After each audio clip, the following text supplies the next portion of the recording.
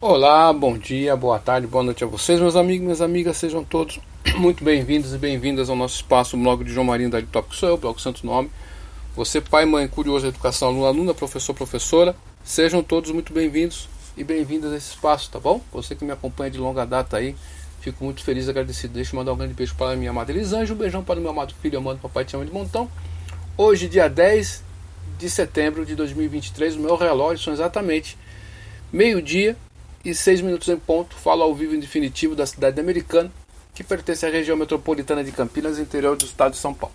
Dito isso aí, meu amigo, minha amiga, hoje eu chuecada, se anadecada, enfim, quero fazer um comentário aqui sobre questões políticas, estamos sempre falando, e mostrar para vocês o título dessa podcast é Há ainda esperança, né? Porque há ainda esperança, né? Esse A com H, né? Deve haver, será que vai, será que não vai, né? Enfim, o que eu quero fazer um raciocínio com vocês aqui, mostrando sinais. O mundo, na nossa vida cotidiana, existem sinais. A todo momento estamos andando pela rua, vendo sinais de trânsito, olha só que bacana. A gente olha pro tempo, opa, eu acho que vai chover, não sei não, hein? Você olha pro tempo, você vê sinais. Você vê seu cachorro começa a latir muito, você vê sinais. Olha só, os sinais estão aí. Olha que bacana, né? E os sinais, eles nos mostram que algo pode estar acontecendo, está sinalizando alguma coisa. Na sua vida, você está com febre, está sinalizando que de repente, quer dizer, você está com a temperatura do seu corpo tal, pô, você está com febre.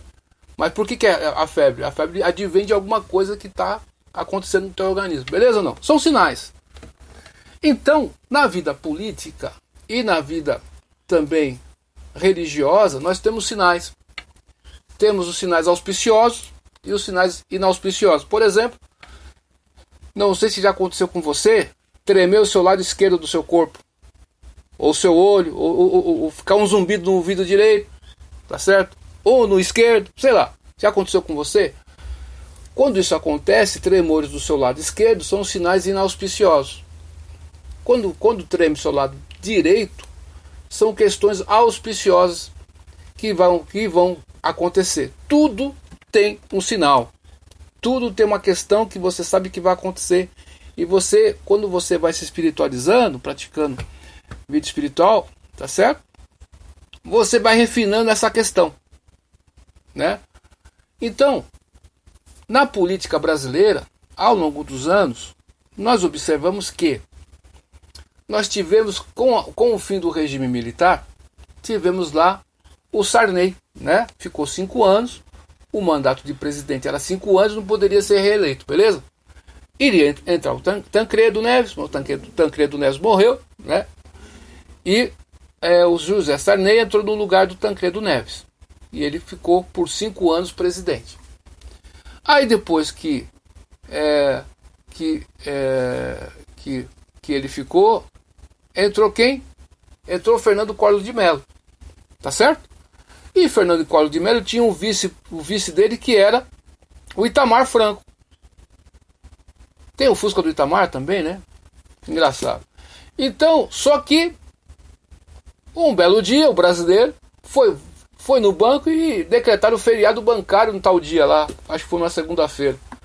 Mas cadê meu dinheiro?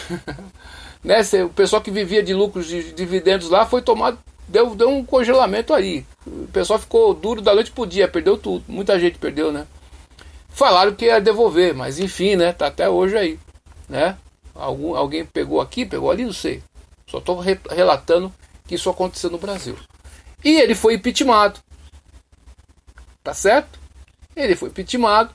E quem entrou no lugar dele foi Itamar Franco, que terminou o mandato.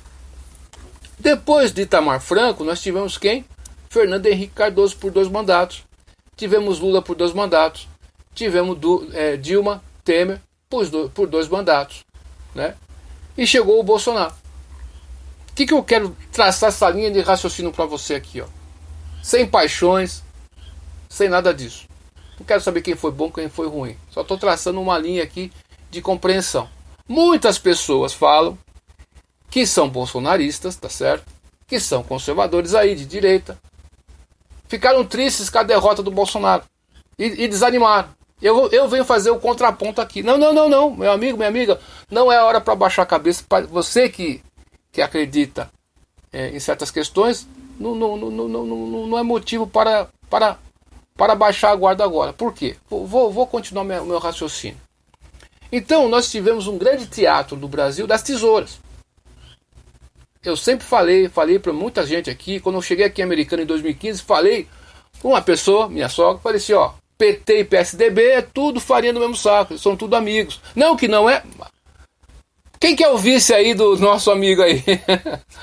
Quem que é ele aí? Então, tá certo ou não? Então eles não são inimigos, né? Então, você, brasileiro, você foi enganado. Você foi manipulado. Você pensava que estava votando contra ou a favor, pouco importa. Pro dono da loja de tinta, se você gosta da tinta verde, se você gosta da tinta vermelha, eu gosto da tinta azul, pouco importa pra ele, cara. Ele vai ganhar de qualquer jeito. Dá pra entender a questão aí ou não? Tem que desenhar. Tá compreendendo? Então, não importa. Quando você tem um teatro das tesouras, tem sempre uma pessoa, sempre um grupinho que, entre aspas, eles simulam oposição, entre uma rixa entre eles. Não há rixa entre eles. Então, você tinha aí o Brasil funcionando plenamente, tá certo? Mas os números da economia, os números da violência, não seguiam essa harmonia desse pessoal aí, do Teatro das Tesouras. E aí veio o impeachment da Dilma. E o Michel Temer assumiu. No Brasil, nós nunca tivemos um governo pós-regime militar, tá bom? Que tenha proposições e ideais direitistas e conservadores, beleza ou não? Foi a primeira experiência que o Brasil teve. Eu estou falando pós-regime militar. Tá certo? Então, o que aconteceu? Você agora, meu amigo, você que está se lamentando aí, chorando, achando que já foi, já era. Não. As pessoas que não gostavam do Messias, tá certo? O que elas vão fazer agora com esse novo governo aí? Que muitos falam desse governo.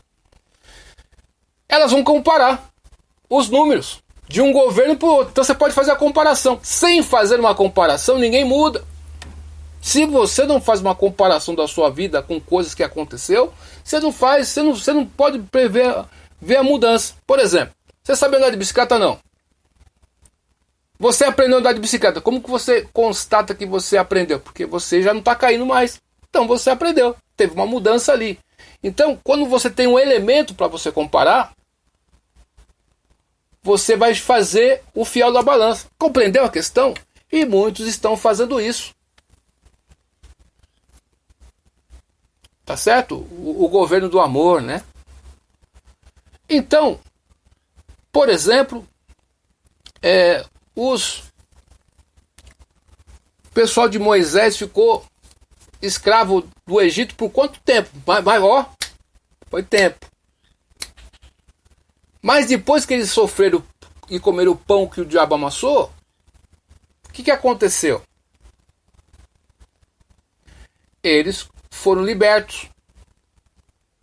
Então eles puderam comparar a vida que eles tinham com a vida que eles tiveram agora.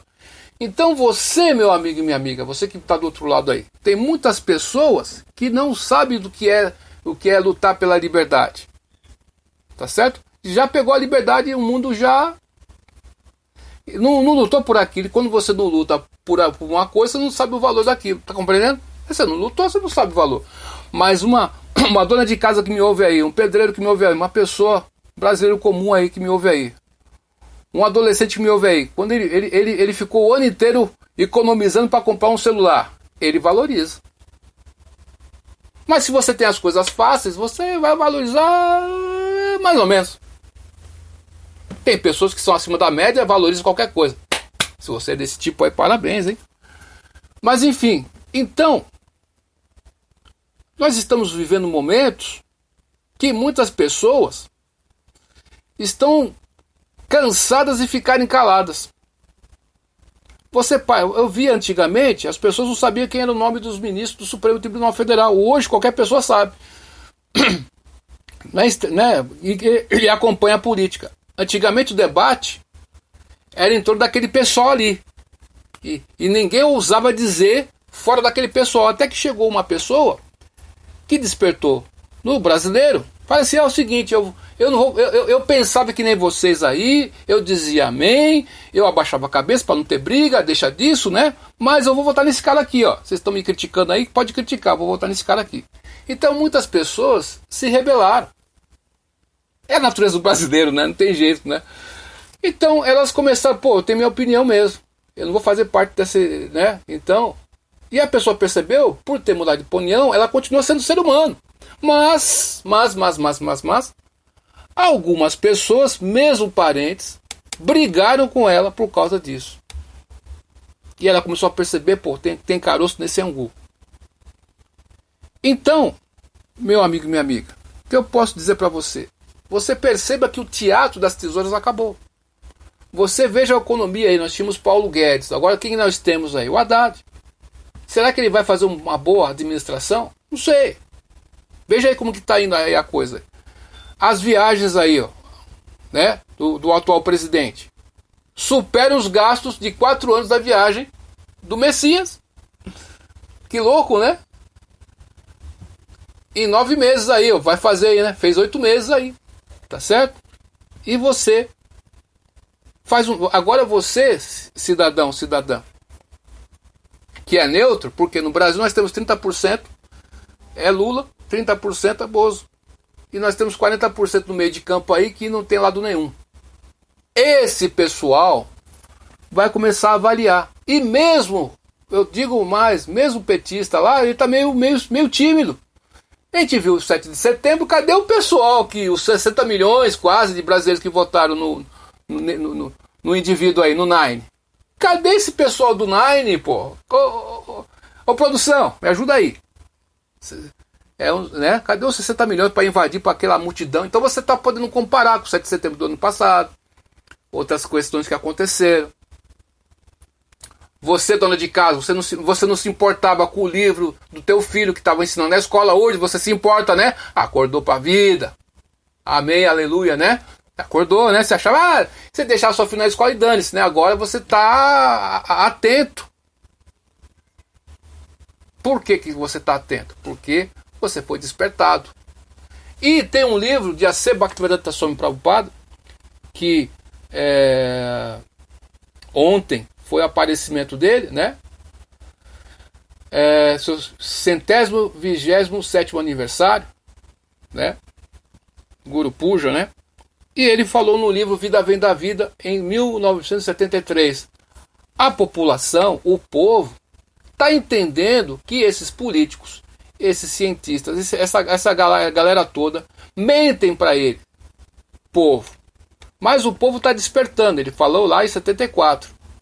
São predições, né? Premonições aí, tá certo? Então, o que ele previu lá? Que em 50 anos, eu já repeti isso aqui várias vezes, estou falando aí. Ao longo desses anos todos, estou falando a mesma coisa. O que vai acontecer? Toda a sujeira da política mundial vai sair, meu irmão. Vai aparecer. Você vai ver o caso do Barack Obama aí. Lá, o professor Olavo de Carvalho já falava lá em 2008, meu. Madresita de Deus. E agora? Um escândalo aí, né? Não sei se é verdade ou não. Mas vai aparecer coisas aí. Então, quando você pega a manteiga, tá certo? Você pega a manteiga, você quer fazer o ghee. É a manteiga clarificada. Você põe no fogo baixo, a manteiga derrete. O que acontece com a manteiga? Começa a soltar uma espuma que vai para cima da superfície. E aí você fica com óleo, que quando você faz uma fritura com esse óleo, eu tenho aqui, ó, tá ali, ó. Vocês não estão vendo? Tem um potezinho aqui, tá certo? Então, quando você acende isso aí, né? Tá acabando meu tempo. Quando você acende isso aí, né? O fogo é sagrado, sabia disso? Por que o fogo é sagrado? Ele queima tudo, meu irmão. O fogo é sagrado. Então, quando você vê essa questão aí, ele vai iluminar. Beleza? Eu vou continuar na parte 2, tá bom?